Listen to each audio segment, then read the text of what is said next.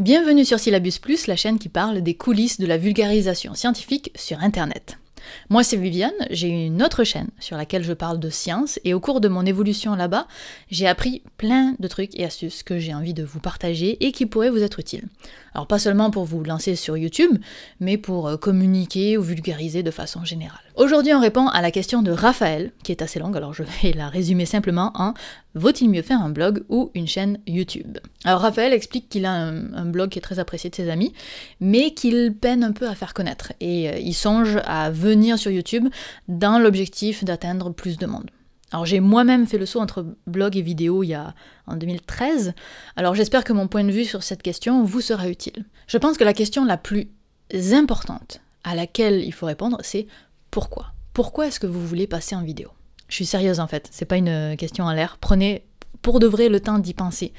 Pourquoi ? Moi quand j'ai fait la transition, j'avais 3 raisons. La première, c'est que je faisais déjà un blog, mais je lisais plus de blog. Je n'étais plus le public de ce que je produisais.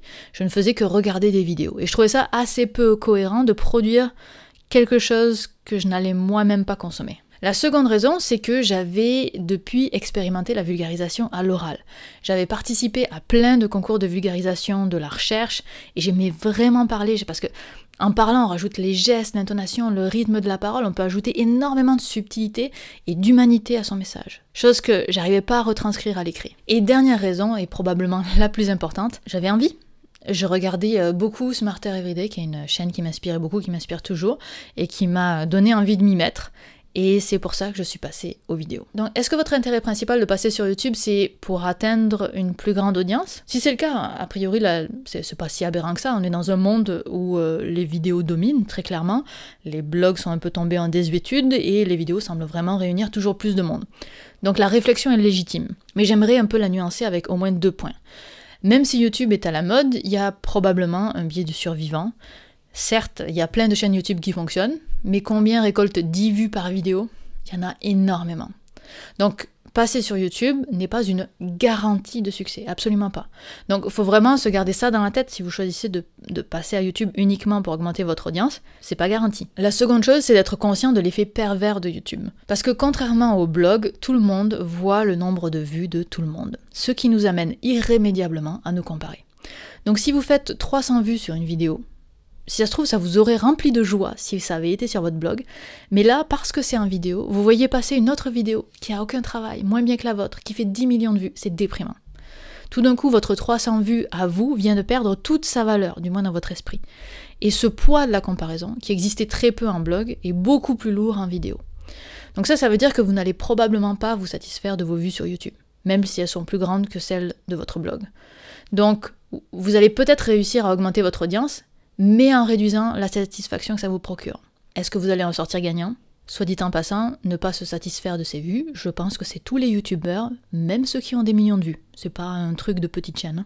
Donc venir sur YouTube pour augmenter votre audience, c'est pas une raison forcément aberrante, mais étant donné les nuances que je viens d'ajouter, je trouve que c'est insuffisant. Faudrait rajouter au moins une raison supplémentaire. Et je pense qu'une bonne raison à ajouter, c'est l'envie, simplement. Est-ce que quand vous pensez venir sur YouTube, ça vous excite intellectuellement ou vous y allez à reculons ? Si je dis qu'il faut avoir envie, c'est parce que c'est bénévole comme travail. Avant d'arriver à gagner sa vie avec ça, il y a de l'eau qui va couler sous les ponts, mes amis. Dans ma conception des choses, pour un travail bénévole, il faut au moins que ce soit aussi un plaisir. Parce qu'il y a quand même toute une partie technique à apprendre. Si vous partez de vraiment zéro en termes de compétences techniques, comme c'était mon cas d'ailleurs, ça veut dire que vous allez forcément passer du temps à apprendre le minimum de tous les métiers de l'audiovisuel. Alors vous n'êtes pas obligé de devenir le ou la meilleure vidéaste du monde, on peut faire les choses très simplement. Regardez Science Étonnante. Au niveau technique, ces vidéos sont simples, c'est propre, mais c'est simple, et ça marche super bien. Parce que la qualité de la vulgarisation est superbe. Et on n'oublie pas le facteur chance aussi quand même. Donc si vous n'avez pas envie et que vous partez de zéro sur la technique, ça va vous demander une volonté de faire. Souvenez-vous de pourquoi vous aviez choisi déjà à la base de faire un blog. Si vous êtes comme moi quand j'ai commencé mon blog, c'était pour le plaisir, parce que j'avais envie de communiquer, de partager. Et je trouve que c'est important de préserver le plaisir qu'on a à faire les choses. Faut pas que ça devienne une plaie. Donc choisissez le format qui vous fait envie, qui vous convient. Typiquement, cette chaîne-là, Syllabus Plus, ça aurait pas besoin d'être des vidéos. Ça pourrait être des podcasts ou même des posts de blog, mais j'avais envie de le faire en vidéo. Alors voilà, c'est ça que ça donne. Et je comprends tout à fait qu'on ait envie d'avoir une plus grande audience. Quand on fait un billet de blog et qu'on a l'impression qu'il tombe dans le néant d'Internet, c'est super frustrant. Et je comprends qu'on regarde alors les youtubeurs en se disant pourquoi pas moi. Et si vous avez envie de venir sur YouTube, parfait, rejoignez-nous, j'ai aucun problème. Mais si vous n'avez pas envie, c'est ok aussi. Mais ce que vous cherchez alors, c'est peut-être comment augmenter votre audience sur votre blog, et à ça j'ai pas de réponse parce que j'avais jamais réussi à avoir l'audience sur mon blog, parce que ça n'a jamais fait partie de mes préoccupations non plus. Alors si parmi vous il y a des blogueurs et que vous avez quelques astuces pour augmenter l'audience dans le format blog, n'hésitez pas à les indiquer en commentaire, et puis vous pourrez vous entraider comme ça. En attendant, moi je vous mets le blog de Raphaël dans la description si vous voulez aller voir ce qu'il fait. Donc j'attends vos réactions, j'ai peut-être un peu l'air d'avoir des opinions arrêtées quand je parle comme ça seule devant ma caméra, mais en réalité pas du tout, je suis vraiment ouverte à d'autres façons de penser, et je cherche pas à décourager, je cherche pas à... En fait, moi mon objectif c'est plutôt que vous soyez heureux dans ce que vous faites. C'est super cheesy de dire ça.